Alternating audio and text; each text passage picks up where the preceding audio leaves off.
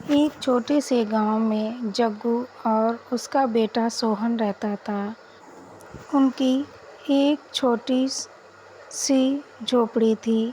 उसी में दोनों लोग रहा करते थे और एक छोटा सा खेत था जिसमें वह गुजर बसर किया करते थे।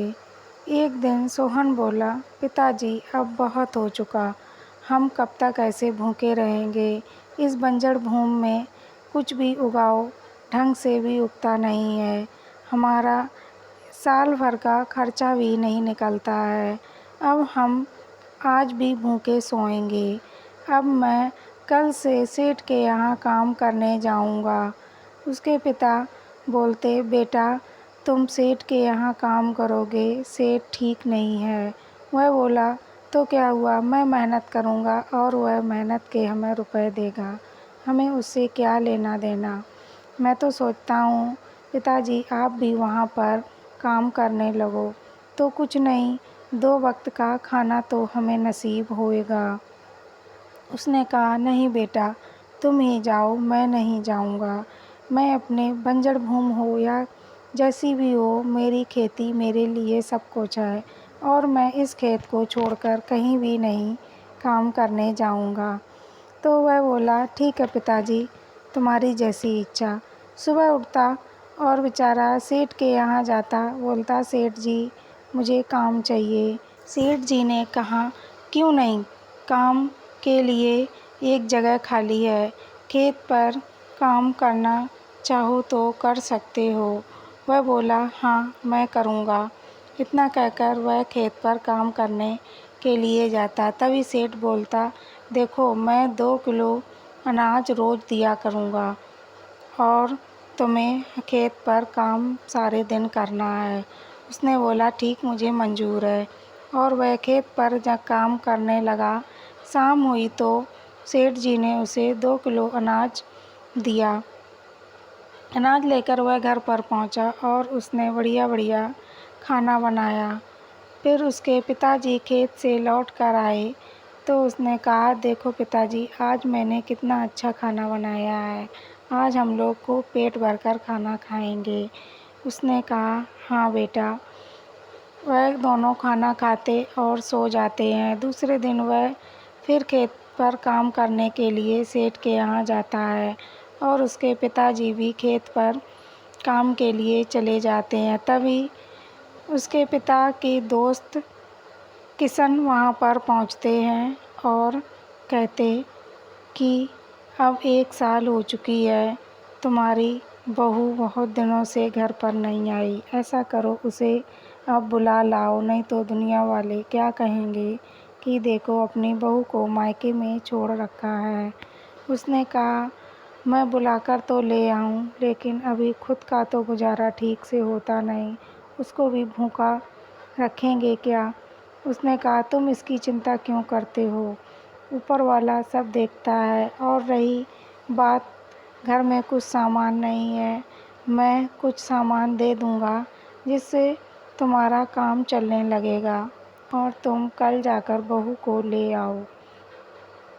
फिर उसके दोस्त ने एक चारपाई और कुछ कपड़े बहू के लिए दिए। वह दोस्त बोला, मैं तुम्हारे ये चारपाई और कपड़े नहीं ले सकता, मेरी इतनी औकात नहीं है जो मैं चारपाई और कपड़े ले लूँ। उसने कहा, मैं तुमसे पैसे नहीं लूँगा, ना ही तुम्हें उधार दे रहा हूँ। ये मेरी तरफ से बहू के लिए तोहफ़ा है और इसे तुम कबूल कर लो। मैं तुमसे कभी भी इसके पैसे या कुछ भी नहीं कहूँगा। फिर उसने कहा, तो ठीक है, जब मेरे पास हो जाएंगे तब मैं तुमको दे दूँगा। वह बोला, तो ठीक है, अब तुम ले लो। उसने चारपाई और कपड़े अपने दोस्त को दे दिए। शाम को उसका बेटा आया तो अपने बेटे से बोला, बेटा ऐसा करो, 1 साल हो गई है, हमारी बहू बहुत दिनों से घर पर नहीं आई, अब तो उसकी पढ़ाई भी पूरी हो चुकी होगी, कल जाकर तुम अपनी बहू को ले आओ। वह बोला, ठीक है, मैं पिताजी कल जाकर ले आऊँगा। वह अपनी पत्नी को ससुराल से लेकर आता। वह पत्नी जब घर में अंदर आती तो वह अपने घर का माहौल तुरंत समझ जाती और किसी से कुछ ना कहती। वह जैसा होता उसी में गुजर बसर करने लगती। सुबह उठती, अपने पति के लिए खाना बनाती और उनसे कहती, तुम काम करने के लिए सेठ के यहाँ जाओ और मैं पिताजी को आज दोपहर में खेत पर खाना देने जाऊंगी। इसी बहाने खेत पर भी घूम लूँगी और उनकी कुछ मदद भी करवा दूँगी। वह बोला, ठीक है, तुम्हारी जैसी इच्छा। वह काम करने के लिए सेठ के यहाँ चले जाता है और फिर थोड़ी देर में वह भी खेत पर खाना लेकर जाती है। तभी उसके पिता कहते, बेटा तुम यहाँ क्यों आई? लोग क्या सोचेंगे? वह बोली, पिताजी लोगों का काम यही है सोचना, उन्हें सोचने दो। हम अगर भूखे रहेंगे तो वो हमें खाना देने नहीं आएंगे। तो उसका दोस्त तब तक आ जाता, कहता, बहू बिल्कुल ठीक कह रही। फिर वह शाम को अपने पिता के साथ घर पर आती, खाना बनाती और पति को खिलाती और अपने ससुर को भी खिलाती है। फिर अपने पति से कहती, देखो कल जब तुम सेठ के यहाँ जाना तो उनसे कहना, मुझे 2 किलो अनाज से कुछ भी नहीं होता है, मैं भूखा रहता हूँ और मुझे अब 6 किलो अनाज दिया करो। वह बोला, तुम 6 किलो की बात कर रही हो, वह 2 किलो देते हैं, हमारे लिए वही बहुत है। अगर हम कह देंगे कहीं वो नौकरी से ना निकाल दें। उसने कहा, तुम चिंता क्यों करते हो, मैं जैसा कह रही हूँ वैसा ही करना। अगर निकाल दें तो चुपचाप चले आना, फिर हम कुछ इंतज़ाम करेंगे। वह बोला, ठीक है, मैं सुबह कहूँगा। सेठ जी के यहाँ खेत पर काम करने जाता और शाम को जब लौटने का टाइम होता तब वह सेठ से कहता, सेठ जी मुझे आपसे कुछ ख़ास बात करनी है। तो वह सेठ कहते, हाँ बताओ क्या बात है, तुम इतना परेशान क्यों हो? तभी वह कहता, सेठ जी आप जो 2 किलो अनाज देते हो, हम तीनों लोगों में से किसी का भी पेट नहीं भरता है और हम भूखे रहते हैं। मुझे अब आप 6 किलो अनाज दिया करो। उसने कहा, ठीक है, ये बात तुमने मुझे पहले क्यों नहीं बताई? अगर भूखे रहोगे तो खेत पर कैसे काम करोगे? चलो ऐसा करो, अब 6 किलो नहीं 7 किलो अनाज तुम सब लोगों को हम दिया करेंगे। और अपने नौकरों से कहकर उन्हें 7 किलो अनाज दिलवाया और रुपए भी दिलवाए। फिर वह घर पर खुशी खुशी आता। पोटली देखकर उसकी पत्नी समझ जाती कि आज सेठ जी ने उसकी बात मान ली और अनाज दे दिया।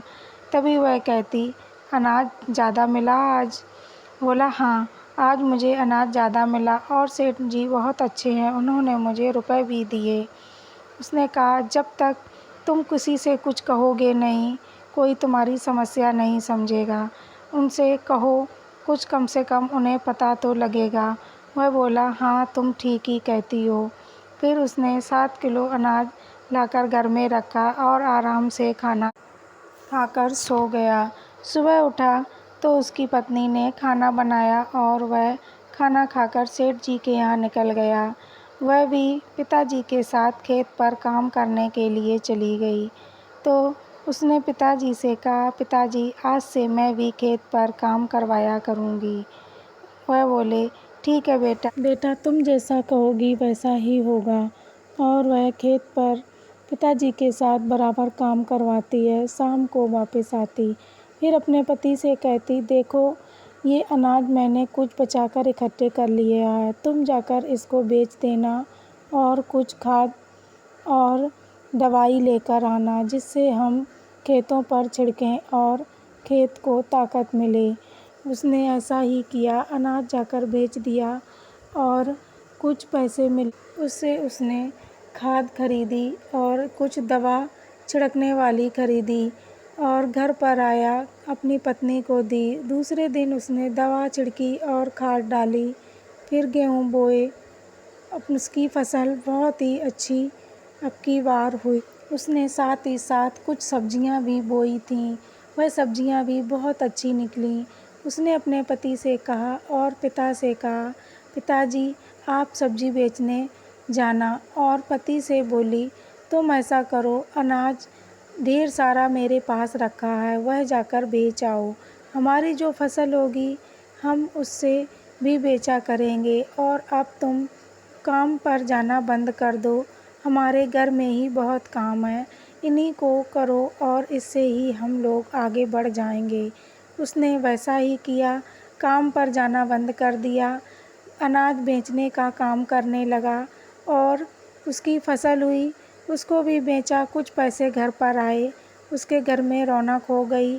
सब्जी बेचती, उससे घर का खर्चा निकलता।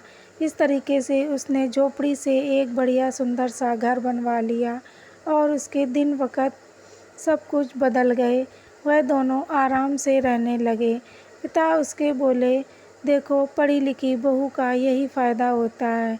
आज मेरी बहू यहाँ पर न होती तो शायद हम अभी तक गरीब ही बने रहते। इस बहू की वजह से आज हम यहाँ पर पहुँचे हैं। तो दोस्तों, कैसी लगी ये कहानी? अगर अच्छी लगे तो कमेंट में ज़रूर बताना। ऐसी ही कहानी सुनने के लिए मेरे साथ जुड़े रहना। जय श्री राधे।